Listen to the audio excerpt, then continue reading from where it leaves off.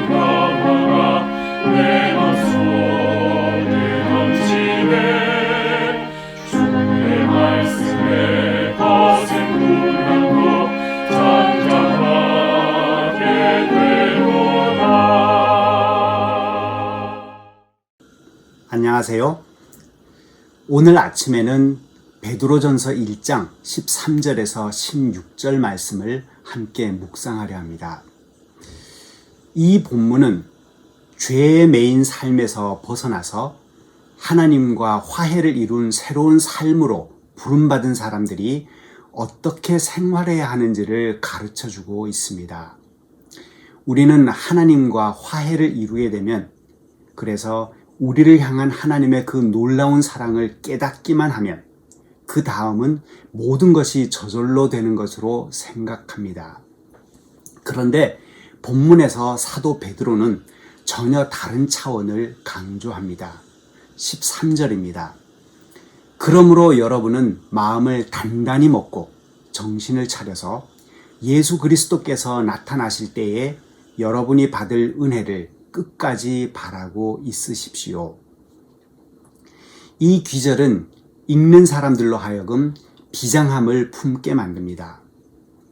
우리를 향하신 하나님의 그 큰 사랑을 깨닫게 되었으니, 그래서 하나님과 화해한 새로운 존재가 되었으니 그것으로 다 된 것이 아니라는 것입니다.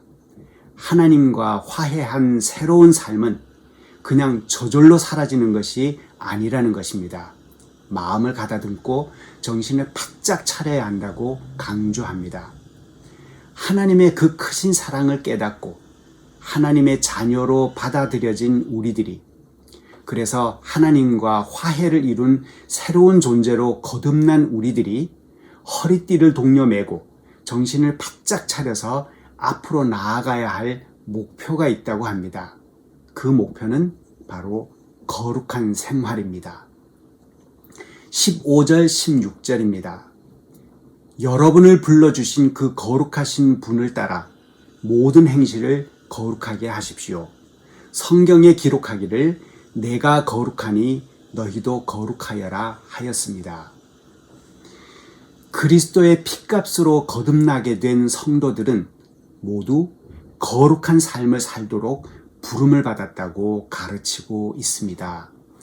그렇다면 우리가 과연 어떻게 거룩해질 수 있을까요?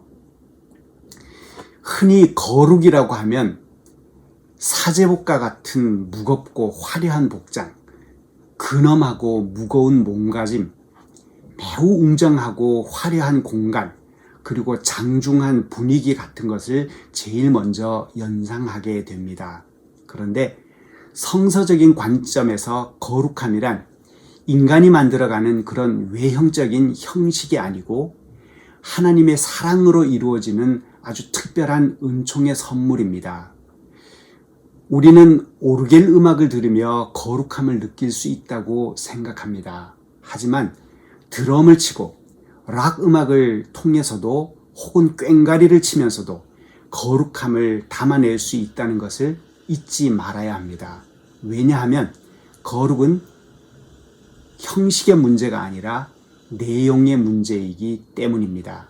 그래서 힙합 바지를 입고 브레이크 댄스를 추면서 건들거린다고 해도 진정으로 하나님과 화해를 이룬 삶을 살아내는 것이 거룩함의 진정한 내용입니다. 어떻게 거룩해질 수 있을까를 묻고 있는 우리들에게 레위기 19장은 아주 중요한 것을 가르쳐 줍니다.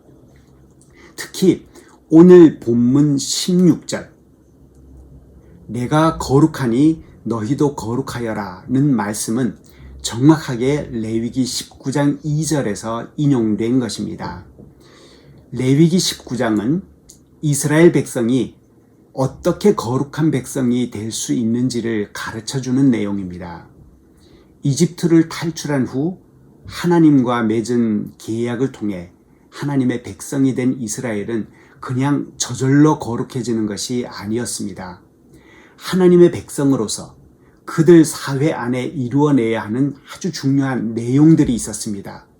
그것들을 실천함으로 비로소 그들은 온전하게 거룩한 백성이 될 수 있었던 것입니다. 레위기 19장은 바로 그 내용을 알려주고 있습니다. 그 내용 중에는 안식일을 거룩하게 지켜야 한다, 우상을 섬겨서는 안 된다, 화목제를 드리되 하나님께서 즐거이 받도록 드려야 한다와 같은 직접 하나님을 향하여 이스라엘이 감당해야 하는 내용들도 있습니다. 하지만 그것만 있는 것이 아닙니다. 오히려 그보다 훨씬 더 큰 비중으로 이스라엘 사람들의 일상생활 속에서 실천해야 하는 아주 다양한 내용들을 그 본문은 담고 있습니다. 절수로 본다면 전자보다 후자가 3배나 더 많은 분량을 차지하고 있습니다. 그 중에 몇 귀절을 읽어드리면 이렇습니다. 9절에서 10절입니다. 밭에서 난 곡식을 거두어 드릴 때는 밭 구석구석까지 다 거두어 들여서는 안 된다. 거두어 들인 다음에 떨어진 이삭을 주워서도 안 된다. 포도를 딸 때에도 모조리 따서는 안 된다. 포도밭에 떨어진 포도도 주워서는 안 된다. 가난한 사람들과 나그네 신세인 외국 사람들이 줍게 그것들을 남겨두어야 한다. 내가 주 너희의 거룩한 하나님이다. 그리고 33절, 34절입니다. 외국 사람이 나그네가 되어 너희의 땅에서 너희와 함께 살 때에 너희는 그를 억압해서는 안 된다. 너희와 함께 사는 그 외국인 나그네를 너희의 본토인처럼 여기고 그를 너희의 몸과 같이 사랑하여라. 너희도 이집트 땅에 살 때에는 외국인 나그네 신세였다. 내가 주 너희의 거룩한 하나님이다. 이렇게 어렵게 살아가는 이웃을 따뜻하게 배려하는 사회가 거룩한 곳이라고 그렇게 가르치고 있습니다. 이웃의 아픔을 함께 보듬어 안고 그들을 격려하면서 함께 살려고 할 때 우리는 공동체 속에서 거룩을 실현해낼 수 있다는 것입니다. 18절에는 이런 내용도 있습니다.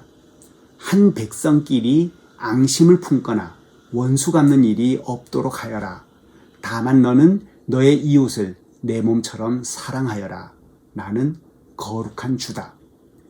이것은 예수님께서 사람이 이 땅에서 지켜야 하는 가장 중요한 2가지 계명 가운데 하나로 가르치셨던 것이죠.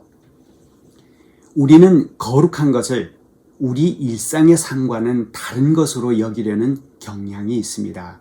그래서 거룩해지려면 평상시에 입지 않던 옷을 걸쳐야 하고 일상의 자리를 떠나서 어딘가 특별한 장소로 가야 하는 것으로 생각합니다. 그러나 우리를 정말 거룩하게 만드는 삶의 내용들은 우리의 일상생활 속에 담아내야 한다는 이 성경의 가르침을 잊지 말아야 합니다. 예수님께서 십자가에 달리셨던 그 골고다 언덕은 원래 죽음의 골짜기였습니다. 그래서 골고다는 모든 사람이 그곳에 가는 것을 꺼리는 혐오의 장소였고 버려진 저주의 장소였습니다.